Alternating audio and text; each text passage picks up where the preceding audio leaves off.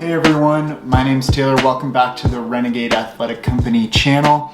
This is part 3 in a 3-part series on learning to become a runner.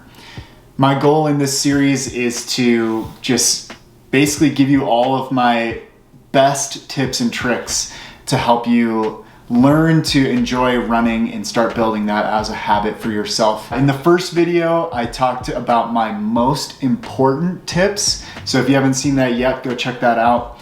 In the second video, I talked about how to prepare well for a run. And then in this video, I'm gonna be doing a very brief overview of all the different gear that you might be thinking you need or don't need to get into running. So to start, I want to separate out how I'm going to go through this gear video in 3 sections.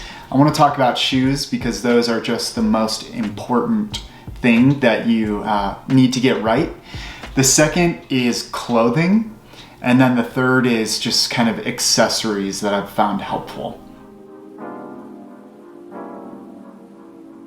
So the first one, shoes. In my first video, one of my most important tips for you was to go to a local running store, get fitted, get a professional opinion on what types of shoes you should get.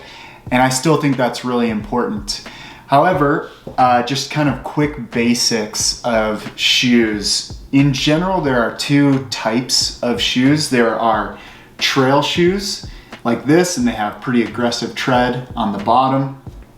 And then there are road shoes like this, and they are a little smoother on the bottom. You're gonna wanna find shoes for what you are gonna be running on. A lot of people when they start running are running on sidewalks or through their neighborhood or around the street. So a lot of people have road shoes. But if you plan on being in the trails, and especially if you're in mud and stuff like that, looking into some trail shoes is a great way to go. Now, with that, there is a big kind of debate, and we don't have time to break it down at all today, but between kind of classic running shoes and more of like minimalist, barefoot, zero drop running shoes. And although I run exclusively in a brand called Altra, and all they do is zero drop shoes, and I love that. I think when you're starting out as a runner, it's important to look at what other types of shoes you're used to wearing and try to find a style that's similar to that. So if you walk barefoot all the time and all you wear is flat little sandals, then the barefoot route might be something to go for right away. Ask the professional at your shoe store.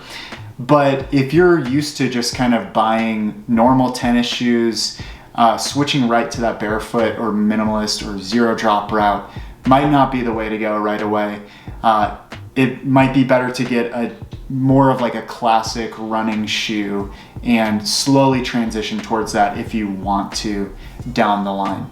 All in all, it's best to go to a running store, try on a bunch of different pairs of shoes, and see which ones just feel the best. A lot of stores will let you actually use your shoes outside or run around outside for a while. There's a store here that lets you run as much as you want in 30 days. I used to work for a running store where we didn't really have a set limit. It was kind of use them until you know if you like them or not, and then bring them back if you don't.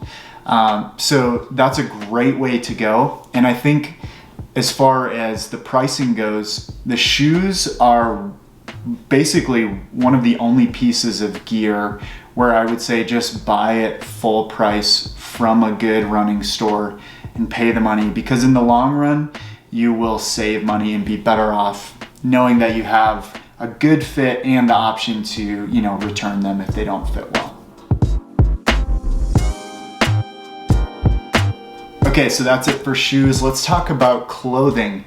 For me, the most important piece besides shoes are my shorts and my socks. Here's a pair of just kind of running shorts. You don't need a pair of these when you get started. I know a lot of running shorts have kind of this liner on the inside of them. That took me a little bit to get used to, but I actually really like that now in all of my running shorts. You can get these on sale at Sierra Trading Post or TJ Maxx or something like that. But a good pair of running shorts does go a long way, so I'd recommend looking into that a little bit. It's also kind of nice if you have new clothes and stuff to inspire you to keep running. So maybe pick up a good pair of shorts.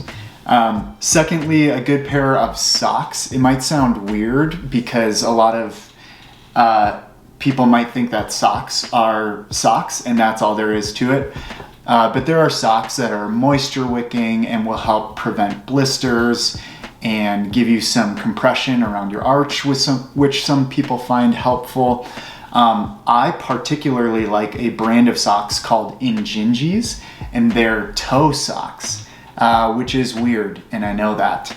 But I love them because they help prevent blisters between my toes and help kind of my foot feel like it has a little bit more freedom in how it moves.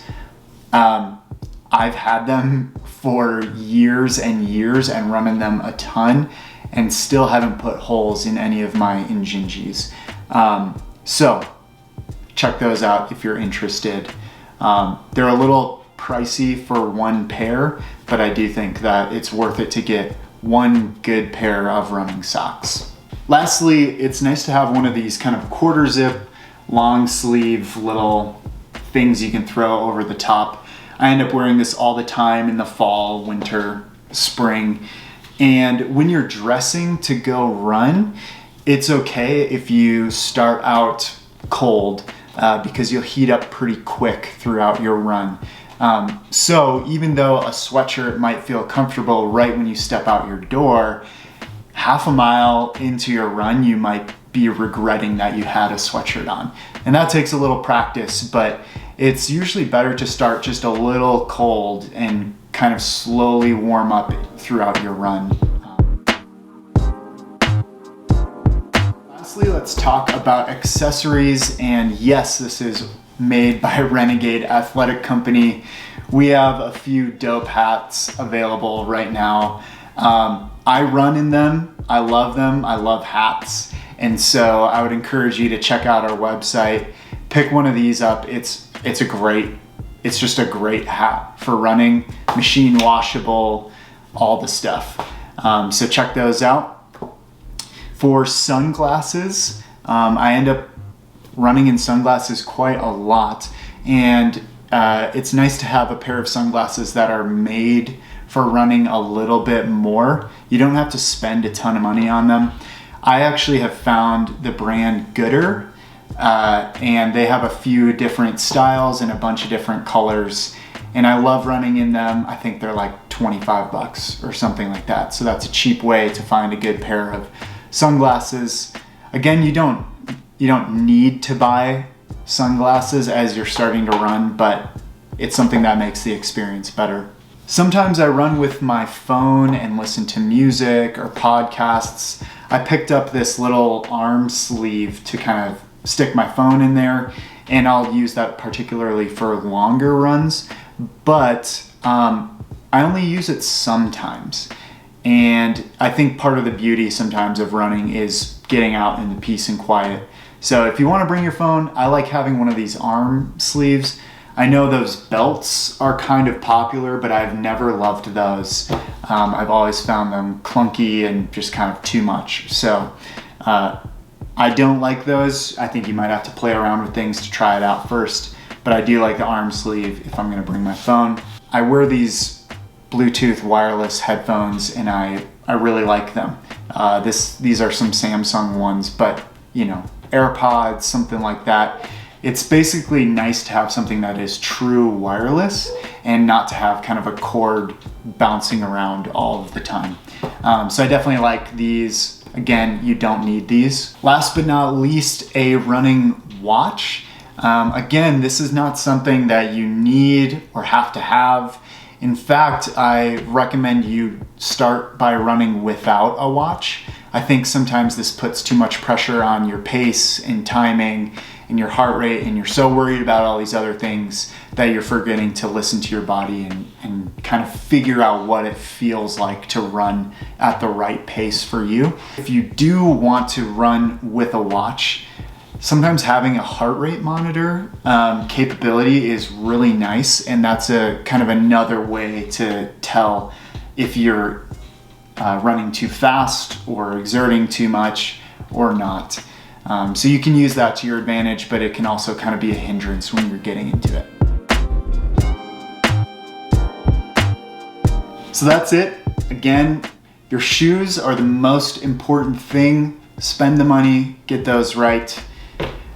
Get the clothing right, get some shorts and socks. I don't think you need to get a bunch of pairs of all these things. I think one good set works really well as you're kind of getting into things.